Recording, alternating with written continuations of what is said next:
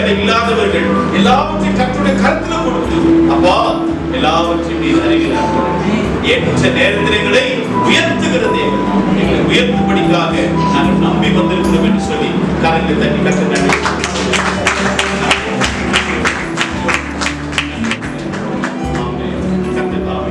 நாளிலே அருமையான ஆராதனையை கர்த்தர் நமக்கு அபிஷேகமாக கொடுத்தபடியாக கர்த்தர் நன்றி செலுத்தி தொடர்ந்து இருக்கிற ஆராதனை கர்த்தர் பொறுப்படுத்தப்படும்படிக்காக ஜாஷுவா அவர்கள் ஜெபிப்பார்கள். கண்களை மூடி கர்த்தரை நோக்கி நாம் பிரார்த்தனை செய்வோம்.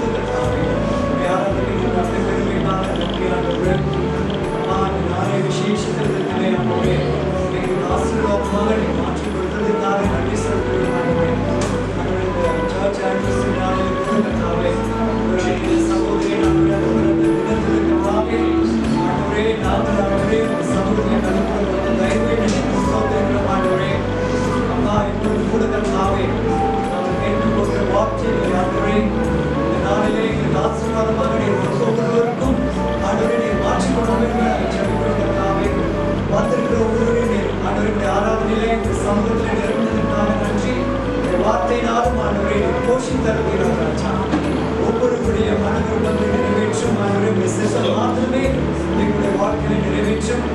நாள் வரைக்கும் ஆண்டவரை பல சூழ்நிலைகள் மத்தியில் ஆண்டவரை எங்களை காத்து அதிசயமாய் நடத்தி வந்த தயவுக்காக நன்றி சொல்லுங்கள்.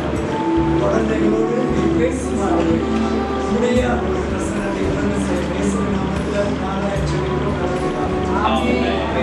சந்தோஷமா இருக்கிறது. இன்றைக்கு நான் செய்தி எடுக்கும்படிக்காக வரவில்லை. ஆனாலும் கூட இன்றைக்கு தேவன் இந்த நல்ல நாளுக்காக, ஆனிவர்சரி டேக்காக, நம்முடைய கேதரிங்காக வேண்டி சுருக்கமாக ஒரு 5 வசனங்களை சொல்லுகிறேன். மெசேஜுக்காக சொல்லுகிறேன். அதை நீங்கள் கேட்டு நாம் ராபஜனத்தோடு கூட நாம் சீக்கிரமாக வீட்டுக்கு போவோம். 10 to 11 என்று சொன்னோம். 10:30க்கு ஆரம்பிச்சோம். 11 சரியாக 11:30க்கு முன்னாடி கண்டிப்பாக எத்தனை பேர் ஆமென் சொல்ல முடியும்? சந்தோஷமா சொல்றீங்க. கிளாஸ் போறாங்க.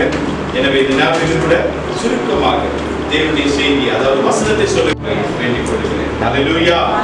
சரி, 5 காரியங்கள் கர்த்தருடைய பிள்ளைகளுக்கு மிகவும் அவசியமான 5 காரியங்கள். நான் I don't want to preach, but I want to tell what we have to do. என்ன செய்யணும்னு சொல்றீங்க? 5 ಕಾರ್ಯಗಳನ್ನು ಮಾತ್ರ ನಾನು ಹೇಳಿ ಮುಗಿಸುವರಾಗಿದ್ದೇನೆ. ಅದರಲ್ಲಿ ಬೇಗನೆ ನಾವು ತೆಗೆದು ಓದಿಕೊಳ್ಳೋಣ. ரோமருக்கு எழுதின புத்தகம் 10வது அதிகாரம் 17வது வசனம். Book of Romans chapter 10 verse number 17. நம் கர்த்தருடைய பிள்ளைகள் நம் ஆசீர்வாதமா இருக்கணும்னு சொன்னா இந்த 5 காரியங்கள் நம்முடைய வாழ்க்கையில இருக்க வேண்டும். நான் இன்னைக்கு வசனத்தை மாற்றி சொல்லுகிறேன். அதே வசனத்தை விவரித்து சொல்லுவதற்கு நான் செய்தியை நான் உங்களுக்கு வானொலியில் அனுப்புகிறேன். நீங்கள் அதை பார்த்து சந்தோஷம் அடையலாம். Book of Romans chapter 10 verse number 17. அது என்ன சொல்லுதுன்னா, we have to listen to the word of God. எத்தனை பேர் சொல்ல முடியும்? listen சொல்லுங்க. என்ன பண்ணணுமா? தமிழ்ல என்ன சொல்லுது? கேட்கணும். கன்னடದಲ್ಲಿ ಅಷ್ಟೇ ವಚನ. I don't want to explain more because of my timing. One of you can read it in Tamil, Kannada, English, whatever it may be. ஆதலால் விசுவாசம் கேட்கிறதுனால வரும். கேள்வி தேவனுடைய வசனத்தினால வரணும். வரும்னு சொல்லுது. நான் சொல்றேன் வரணும். என்னது? கேள்வி எதனால வரும்? கேட்கிறதுனால. அதனால கேட்கிறதுனால உனக்கு விசுவாசம் வரும். ஆனா என்னத்தை கேட்கணுமா? தேவனுடைய வசனத்தை கேட்கும் போது உனக்கு விசுவாசம் வரும். இது நான் பிரசங்கம் பண்ணுவதற்காக அல்ல, சும்மா உங்களுக்கு சொல்லுகிறேன். உங்களுடைய கேள்வி எல்லாம் தேவனுடைய வசனத்துக்கு மேலே இருக்கும். ஆண்டவருடைய ஆசீர்வாதத்தை சொல்லியிருக்கிறார். ஆமென் சொல்லணும்.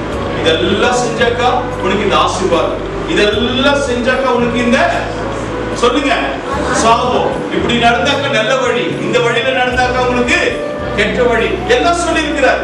பரலோகமும் உண்டு, பாதாளமும் உண்டு, ஆசீர்வாதமும் உண்டு, அப்புறமா சாபமும் உண்டு, நல்லதும் உண்டு, கெட்டவன் உண்டு. everything is kept, choice is yours.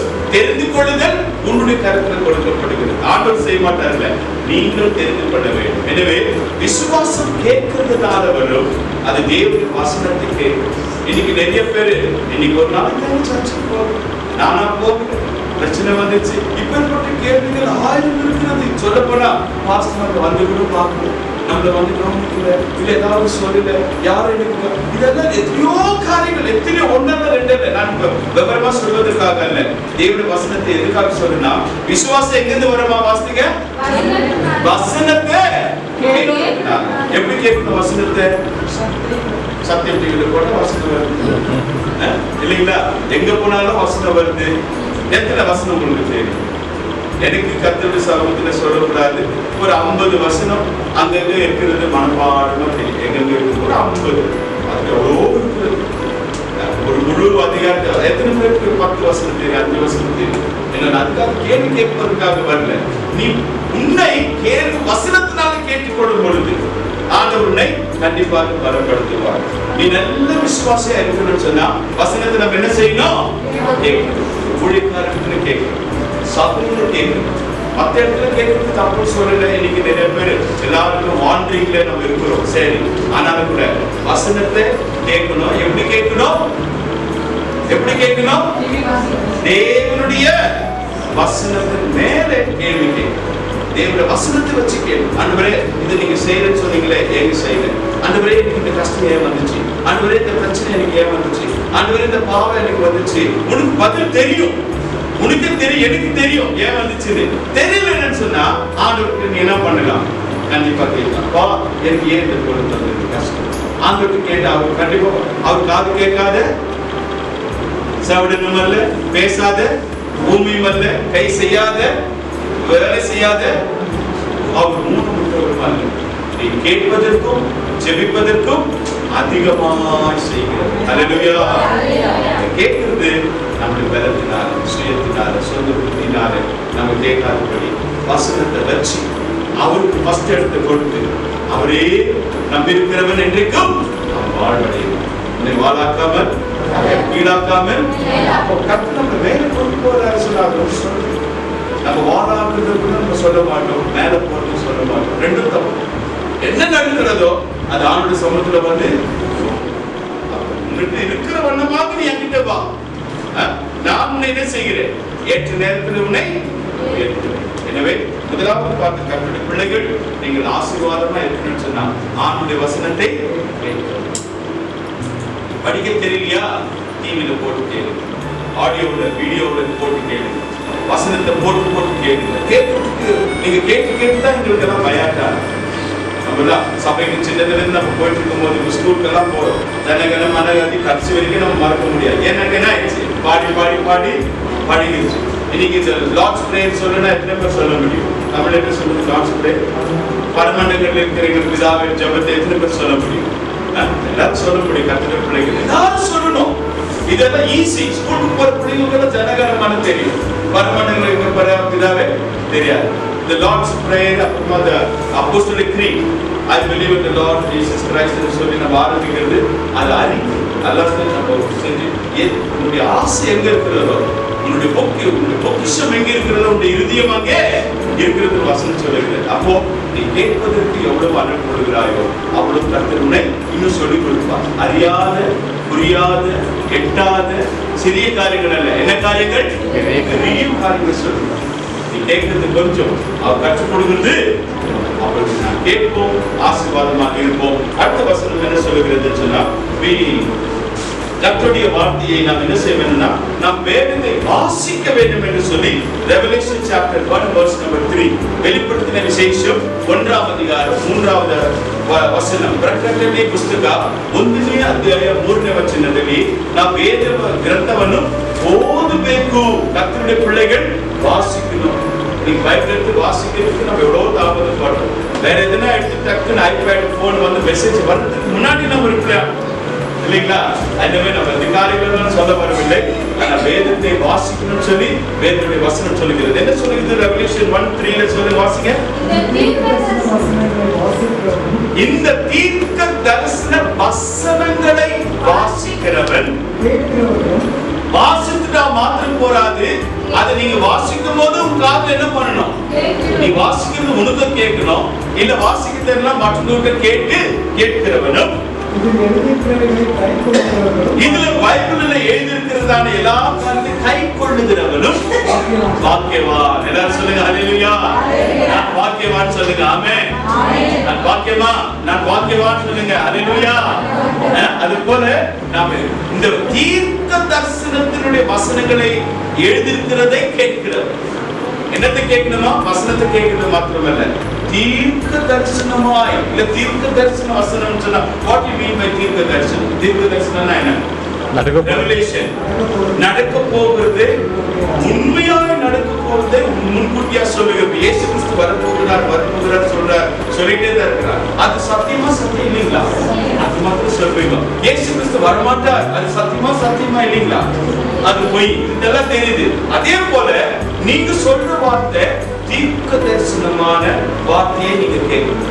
சும்மா வசனத்தை கேட்டு இன்னைக்கு கேட்டோம், மறந்து போனவர் என்ன செய்தி எடுத்தோம், நான் எழுதி வச்சுருக்கோம், அப்படி இல்லை. தீர்க்க தரிசன வசனமாய் ஆண்டவர் சொல்லியிருக்கிற வசனத்தை நீ கேட்கணும்.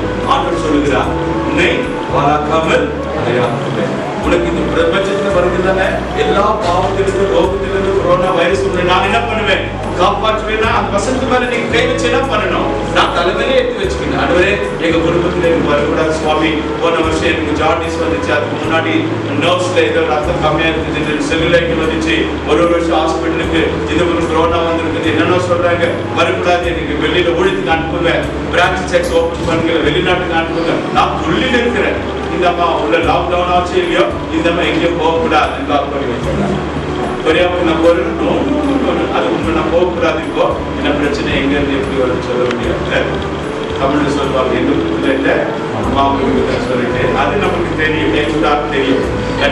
அதே போல இது கூட வைரஸான காரியங்கள். ஆனா தேவனுடைய வசனத்தை நம்ம என்னத்தை பண்ணி கேட்கிறோம்னு சொன்னா, we have to read the Bible. தீர்க்க தரிசனமான வசனத்தை நீங்கள் படிக்கணும். இன்னைக்கு நிறைய பேர் படிக்கிறோம், நமக்கு இஷ்டமான புஸ்தகம், இஷ்டமான ஊழியர்களுடைய வார்த்தைகள், இஷ்டமான தரிசனம், புதிய பழைய நம்ம இஷ்டத்துக்கு தான் நம்ம செஞ்சுட்டு இருக்கிறோம். ஏதோ ஒன்று செஞ்சுட்டு இருக்கிறோம். கர்த்தருக்கு ஸ்தோத்திரம், நான் இல்லைன்னு சொல்லல. ஆனா தீர்க்க தரிசனமான வசனம் உனக்கு என்ன ஆண்டவர் தீர்க்க தரிசனம் கொடுத்தார்? நீ ரட்சிக்கப்படும் போது ஆண்டவரோட என்ன வார்த்தை பேசினார்? ஞானஸ்நானம் எடுக்கும் உனக்கு என்ன பேர் கொடுத்தார்? அன்னைக்கு அந்த பேர்ல தான் நீ நடக்கணும். அந்த பேரை விட்டுட்டு, உன் பேரை விட்டுட்டு நம்ம வேற பேரையும் மாத்திக்கிறது தீர்க்க தரிசனமான வசனம். சவுலே, உன்னை என்னவா மாத்துவேன்? பவுலாய் மாத்துவேன்.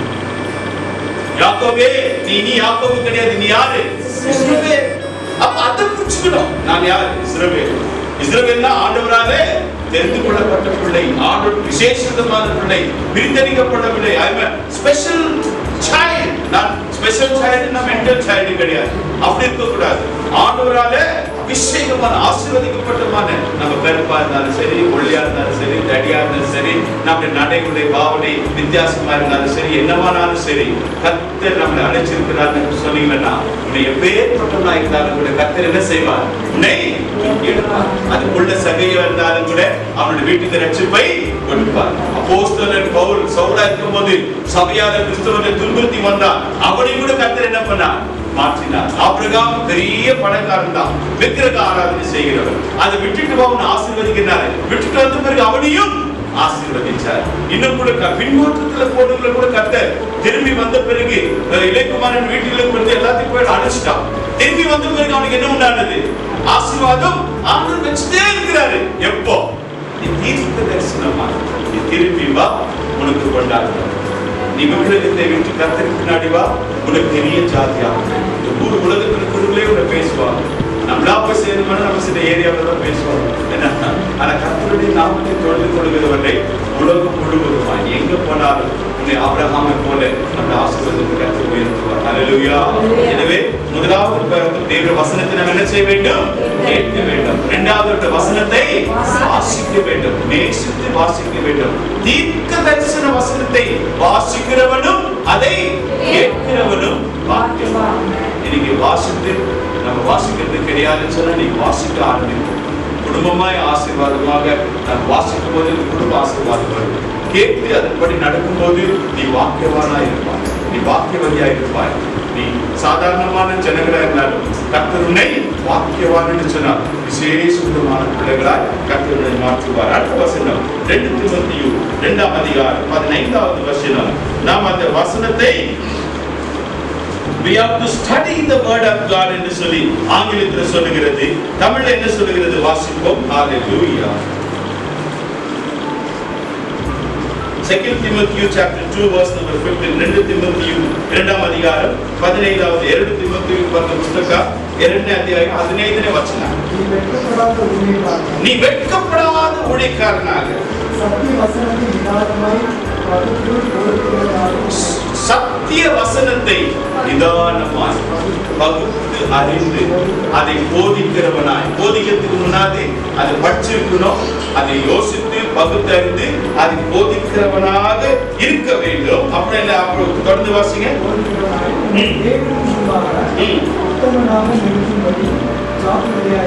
நீ ஜாக்கிரதையாக இரு என்று சொல்லி இந்த இடத்துல வசனம் சொல்லுகிறது.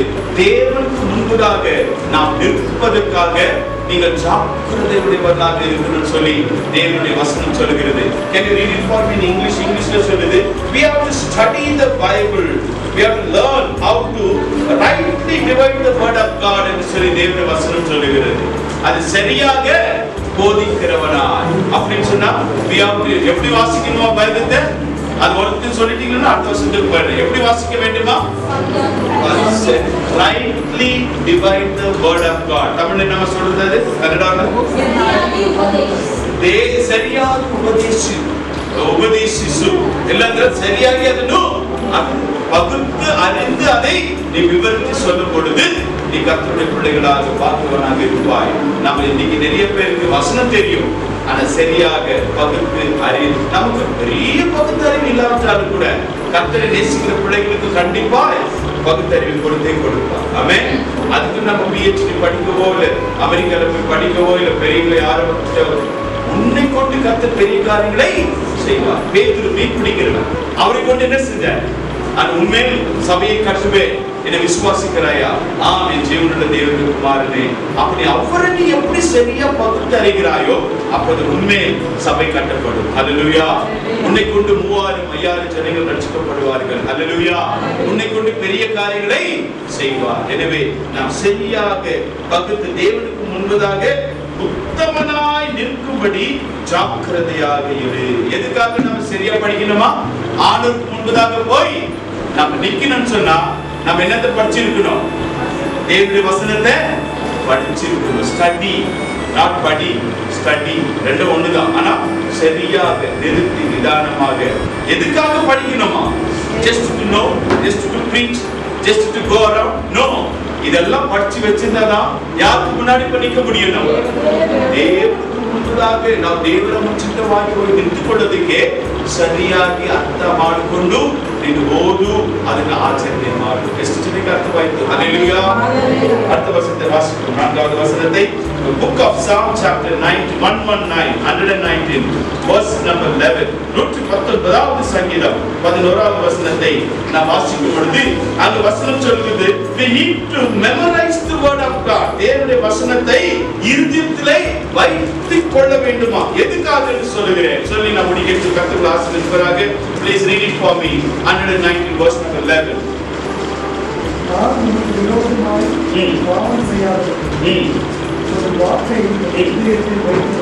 உன்னுடைய வாக்கை, உன்னுடைய வசனத்தை, உன்னுடைய வார்த்தையை இருதயத்திலே வைத்து விட்டுவிட்டேன். விருதத்திலே வச்சே அது காணாம போயிடுச்சு. ஒரு காதுல வாங்கி ஒரு காதுல விட்டுட்டேன், மறந்து போயிட்டேன்னு சொல்லல. இருதயத்திலே பத்திரமா வைத்தேன்னு சொன்னா பத்திரமா காத்துக்கொண்டேன். எதுக்கு காத்துக்கொண்டேன்? அதுக்கு முன்னாடி சொல்லுகிறது. நாம் வாசித்த தேவனுடைய வசனத்தை நாம் என்ன பண்ண வேண்டுமா? We have to keep memorize the word of God. இருதயத்திலே வைத்து வைக்கணும்னு சொன்னா மெமரைஸ். எத்தனை பேருக்கு மெமரைஸ்? என்ன சண்டே ஸ்கூல் பிள்ளைங்க ஒரு பொண்ணு 100 வசனம் சொல்லுங்க, 50 வசனம் சொல்றாங்க பிள்ளைங்கள. நான் 119 சங்கீதம் படிச்சு போட்டு விட்டுட்டேன். 23 சங்கீதம் எத்தனை பேருக்கு தெரியும்? எல்லாருக்கும் தெரியும். எவ்வளவு வருஷமா? 23 வயசு. 23 சங்கீதம் படிக்கலாம். எனவே நான் என்ன சொல்றேன்னா, அதுக்காக நம்ம ஜீனியஸ் ஆகல. நம்ம நியூட்டன்ல நம்ம டிகிரியில படிச்சது என்னெல்லாம் எதுனா படிச்சது ஞாபகம் கொஞ்சம் இருக்குது, எல்லாமே இருக்க முடியாது. ஆனா தேவனுடைய வசனத்துல எவ்வளவாவது மெமரைஸ் பண்ண வேண்டியது, இருதயத்திலே வைத்து வை. எதுக்காக வைத்து வைக்கணும்? அப்படின்ற முன்னாடி ஆண்டவரே, நான் உமக்கு விரோதமா தவறு செய்யாத பாவம் செய்யாதபடி என்னை காத்துக் கொள்ள உடைய வசனத்தை என் இருதயத்திலே. அப்ப கவனிக்கிறீங்களா? இருதயத்திலே வசனத்தை வைச்சுமனா நம்முடைய பாவ தப்பு தண்டாக்கு நம்ம போக மாட்டோம். சொல்ல மாட்டீங்களா? தெரியாதா? எல்லாரும் தப்பு தண்டா பிரச்சனை பண்றதுதான். அதே பழையபடி கதவு திருடின்னு சொல்லிட்டு வேண்டாம். பின்னானவைகளை மறந்து முன்னான லக்கியை நோக்கி பவுல் சொல்லுங்க ஓடுகிறேன் சொல்லுகிறார். ஆண்டவருக்கு முன்பதாக நான் நிற்கும்படி நின்று நம்மை நிற்கும்படி ஜாக்கிரதையாக தேவனுக்கு முன்பதாக உத்தமனாய் நிற்கும்படிக்காக தேவனுடைய வசனம் சொல்லுகிற வசனத்தை உள்ளத்திலே வைத்து, உள்ளத்துல வசனம் இருந்தால் கர்த்தருக்கு முன்பதாக பாவம் இல்லாதவர்கள் நிற்க முடியும். நம்முடைய பலத்தினால சுயத்தினால பாவத்தை மேற்கொள்ள முடியாது.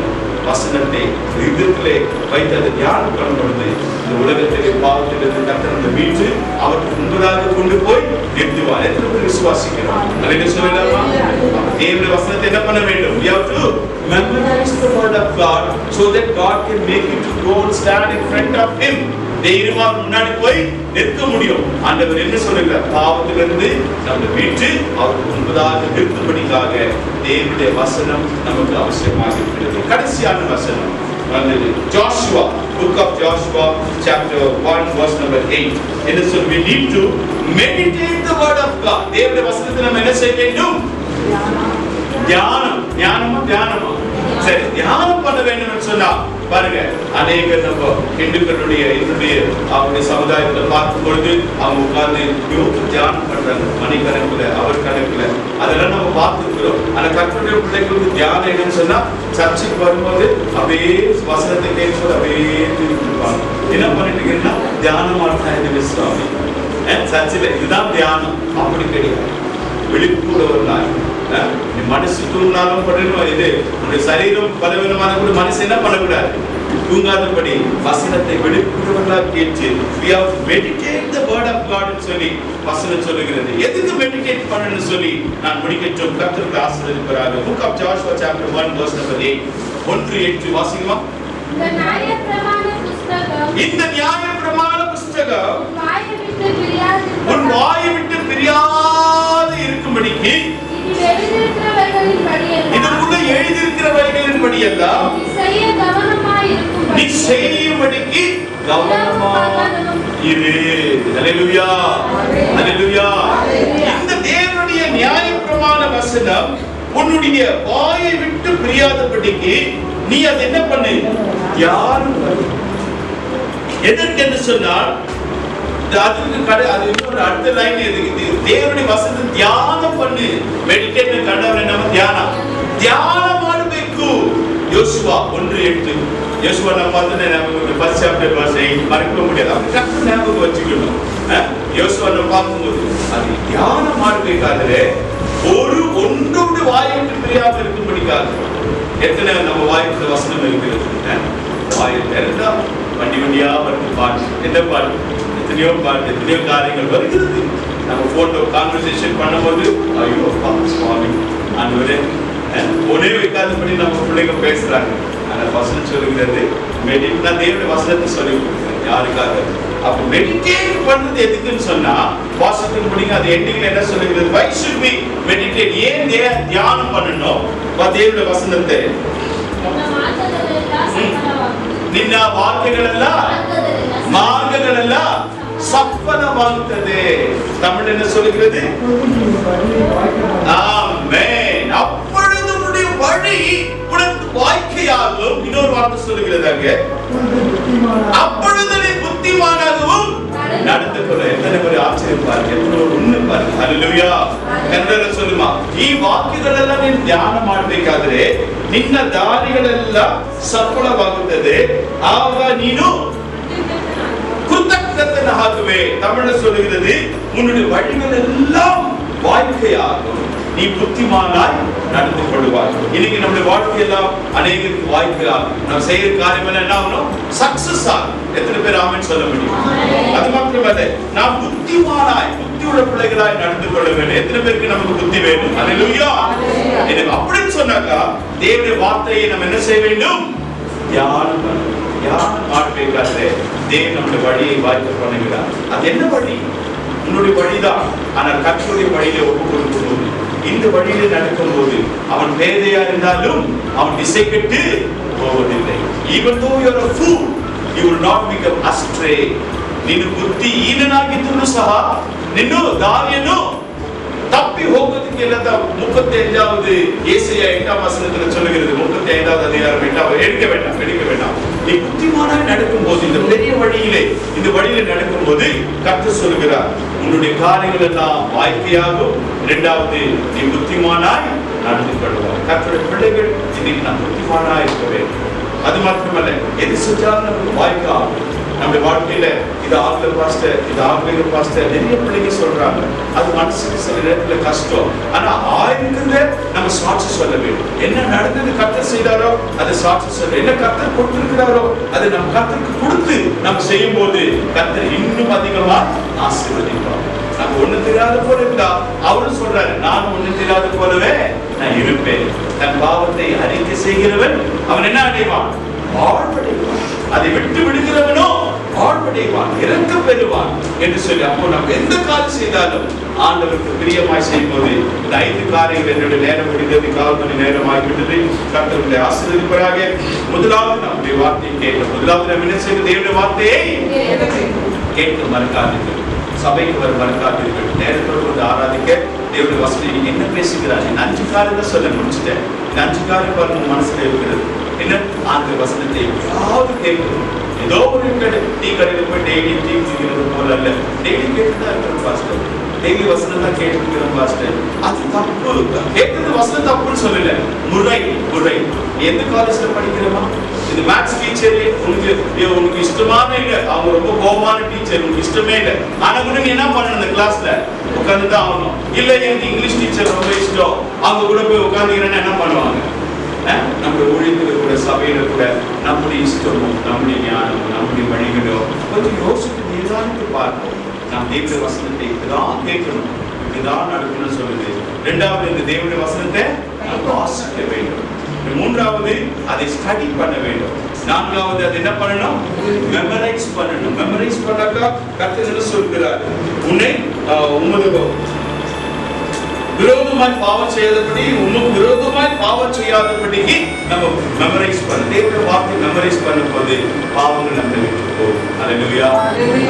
கடைசியாக தேவனுடைய வசனம் சொல்லுகிறது, நீ புத்திமானாய் நடந்து கொள்வாய், நீ செய்கிற காரியங்கள் எல்லாம் உனக்கு வாய்க்கையாகும். அப்படி கர்த்தர் நம்முடைய வாழ்க்கையை வாய்க்கையாகும், புத்திமானாக நடக்க திரும்பி செய்து நம்மளை ஆசீர்வாதமாக மற்றத்தை வழிநடத்துவார். நான் விசுவாசிக்கிறேன். விசுவாசிக்கிற அத்தனை பேரும் இந்த 5 வார்த்தைகளுக்காக கரங்களை கர்த்தர் நன்றியோடு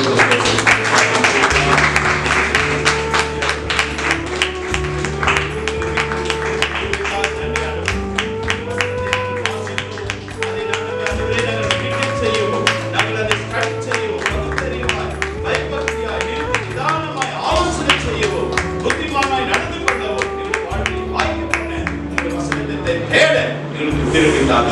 ஹalleluya. கர்த்தருடைய பிள்ளைகள் பாடும்பொழுது